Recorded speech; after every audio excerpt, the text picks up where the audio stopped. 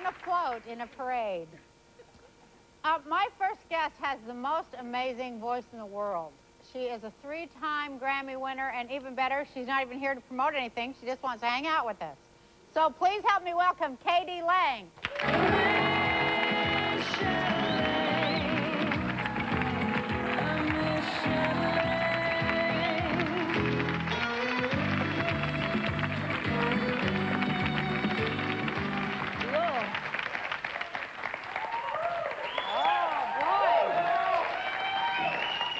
I'm so happy you're here. I'm so happy to see you. You look great. Thank you. New look. Take off your shoes. Take off my shoes. That's, well, except the grass is wet. It's real grass, too. It is. I can smell it. My dog was happy about that. That's probably why it's wet. I know. That's what I was thinking, but I didn't. So you've got a whole new look going on, right? This whole... I guess, yeah. I guess, you know, you have to constantly come up with fashion statements in this business. You have done that. You've gone through, like, incredible twists and turns in fashion, which I really like. Well, you know what it is? It's like the music really has to sort of designate what I've... Or maybe, I don't know which comes first, the music or the look, but usually my look changes with the kind of music that I'm making, so... You know, when I was doing the country thing, obviously, I was kind of playing with this country sort of theme. Well, what was that about, the country look? What was in your head? Because, you know, it's hard. I don't know. A lot of people have asked me that, No, actually. it's hard when you're, like, trying to say, you know, do a fashion thing, like I try to do, too. It doesn't just, like, come off the rack from a million guy designers. I know. It, like, expresses yourself as an artist. Well, basically, I went to a lot of Salvation Armies and Value Villages, and actually, I made my mom take my sister's curtains down and make me a skirt, and cut off a pair of old guy's cowboy boots and created a look that sort of summed up the music I was doing, which was kind of country punk, you know? So it had to be kind of funky and edgy, and yet basing itself on tradition. Right. I'm nervous. Are you nervous? Yeah, I'm nervous, yeah. Oh, well, you'll have a I know, drink. I'll settle down. Here, just have a drink. Okay. You should not even be nervous after the way you live your life. You totally live your life. Like, it's so out loud, and I just really, like, I think that's so That's great. why I'm nervous. Why, because you're so loud, or what? I'm so loud. No, I'm just nervous because I've been at home for 8 months, and it feels great. Because you never have had time at home before for 15 years, right? 15 years, yeah, I've been on the road, and finally just took this year off, and it feels great. Well, okay, first of all, how come you never took any time off in 15 years? Why is this the first time? It just the inertia of being in the public eye and making records and making money and paying other people's salaries. It's just, the inertia is so strong that it's hard to just go, okay, no, I want to take a year off.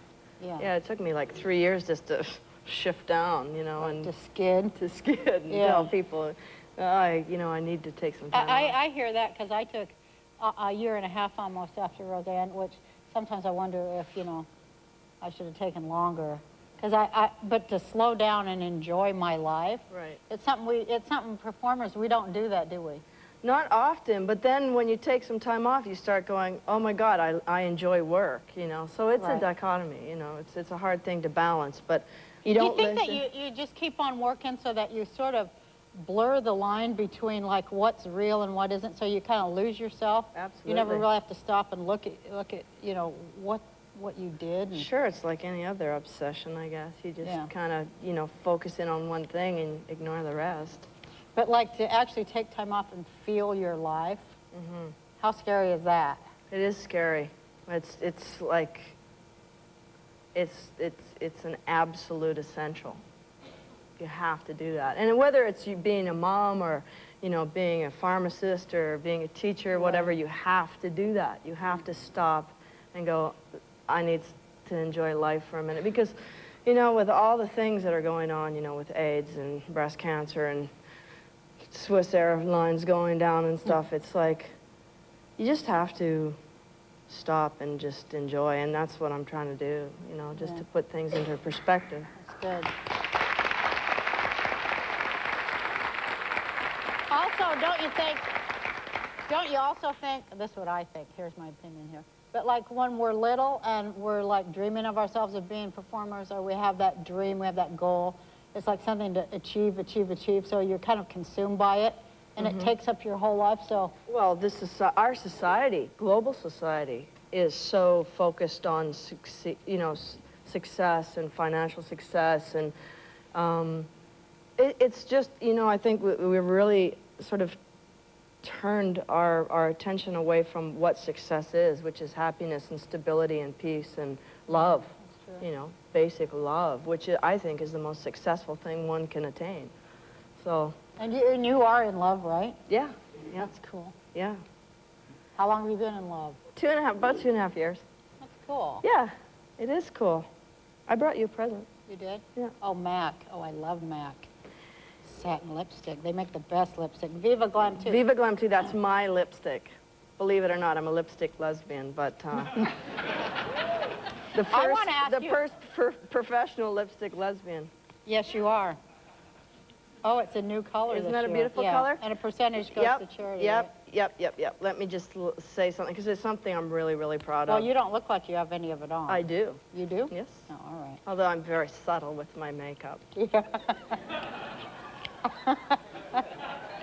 100% of this lipstick goes to AIDS. We've raised $15 million. Oh, my God. Now, speaking of being a lesbian and everything, no, but I mean, all the other lesbians are having babies, and you're not having a baby. Why not? I don't have that thing. Oh. You don't have to. In many ways, but no, I don't. I don't have that ticking maternal thing that people have. Like, I want to ask you, what was it like? No, what was it like to be grow up in a town of like 700 people in kind of a real, I mean, not to be insulting, but kind of a cow town. I mean, it was a sheep herder town, right? Well, it's a cattle ranching town. Cattle ranching town. Yeah.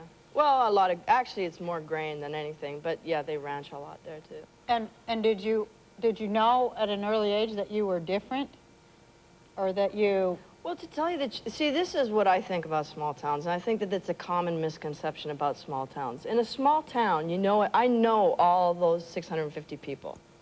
Right. So that eccentricities actually are normal.